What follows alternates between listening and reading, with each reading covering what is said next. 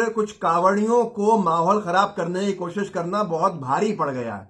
इतना भारी पड़ा है कि मुहर्रम के दौरान जिस तरह की वो हरकतें करने जा रहे थे, उन्होंने सोचा नहीं था कि उत्तर प्रदेश की योगी सरकार में एक पुलिस अफसर, एक ईमानदार पुलिस अफसर, एक जाबाज पुलिस अफसर उनके होश ठिकाने लगा देगा और उनको बहुत समझाने के बाद जब वो नहीं मानेंगे तो उनका क्या हाल किया जाएगा ताकि कोई गड़बड़ नहीं हो। लेकिन उस पुलिस अफसर के साथ क्या हुआ है वो भी मैं आपको बताऊंगा। कावड़ियों के साथ क्या हुआ है वो आप देख लीजिए। जम के कुटाई हुई है, लाठीचार्ज का शिकार होना पड़ा है, पर उनकी गलती है। गलती 4 घंटे तक जब आईपीएस अधिकारी समझाते रहे तब भी नहीं माने। अशरफ हुसैन ने इस वीडियो को डाला, लिखा है कि उत्तर प्रदेश के जिला बरेली में मस्जिद के पास कावड़ डीजे बजाने का मुस्लिमों ने विरोध किया। इस पर कावड़िए धरने पर बैठ गए। डीजे को पुलिस ने जब्त किया, कई थानों की फोर्स तैनात। उसके बाद होता है कावड़िए जिद पर अड़े थे कि मस्जिद के बाहर से ही डीजे बजता हुआ जाएगा। मुस्लिमों को इस पर आपत्ति थी। ऐसे में पुलिस चाहती थी कि विवाद ना बढ़े। कावड़िए अपनी जिद लेकर धरने पर बैठ गए।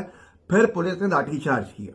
बरेली के एसएसपी प्रभाकर चौधरी ने कहा कावड़िए गैर परंपरागत जुलूस निकालना चाहते थे, ये कहीं नहीं माने और डीजे को जबरदस्ती नए रूट पर ले जाने लगे। 4 घंटे तक ये हंगामा करते रहे। ऐसी भी आशंका है कुछ लोग शराब पिए हुए थे और कुछ के पास अवैध हथियार भी थे। शांति व्यवस्था के लिए पुलिस ने हल्का बल प्रयोग किया। हम माहौल खराब करने का मुकदमा दर्ज कर रहे हैं। ये वीडियो देखिए और खुद देखिए कि कैसी कुटाई करने को पुलिस को मजबूर कर दिया कावड़ियों ने। जो रूट परमिटेड नहीं था मुसलमानों की बस्ती में से मस्जिद के सामने इस तरह के उकसाने वाले गाने बजा के निकलने का जो उनका प्लान था वो उन पर भारी पड़ गया। देखिए इस वीडियो को।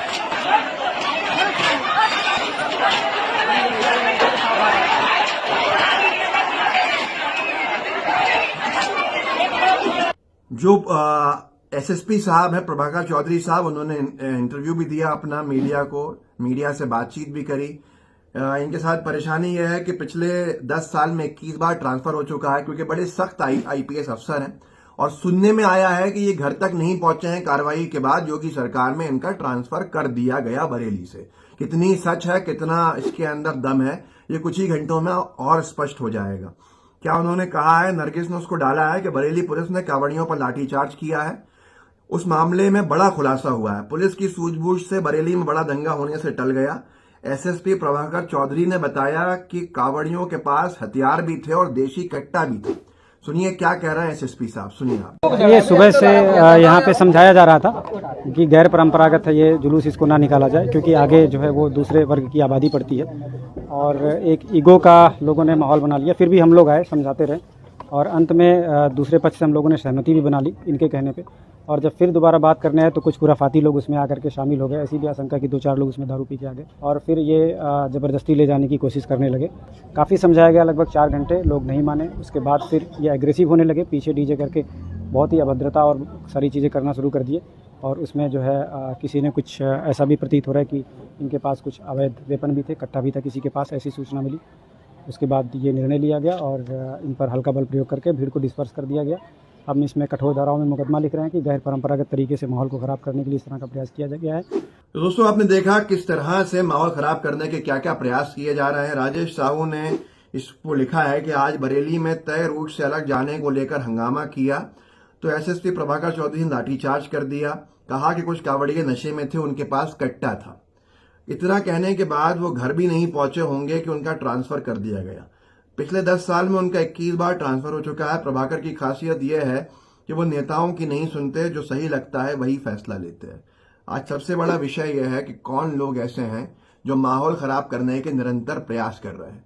निरंतर कहीं ना कहीं कुछ ना कुछ कोशिशें ऐसी हैं जिसके अंदर माहौल खराब हो सके, सांप्रदायिकता फैल सके और लोगों के अंदर नफरतबाजी का इस तरह से जहर भर दिया जाए कि लोग एक दूसरे के दुश्मन बन जाए। लोग कहते हैं कि बीजेपी के पास बहुत उपलब्धियां नहीं है बताने को, तो इस तरह के कृत्य करने में बीजेपी के कार्यकर्ता मजबूर हैं ताकि किसी भी हाल में सत्ता को बचाया जा सके। लेकिन एक करके राज्य बीजेपी के हाथ से निकल रहे हैं, चाहे वो हिमाचल प्रदेश हो, चाहे वो कर्नाटक हो, और अब जो हिंदी पट्टी के 3 राज्यों में चुनाव होना है वो तो बीजेपी के लिए बहुत ही ज्यादा मुश्किल होता जा रहा है। तो ऐसी परिस्थितियों के अंदर क्या होगा भारतीय जनता पार्टी का, ये तो आप अंदाजा लगा सकते हैं कि किस तरह से ध्रुवीकरण की तरफ बीजेपी के कार्यकर्ता बढ़ चुके हैं।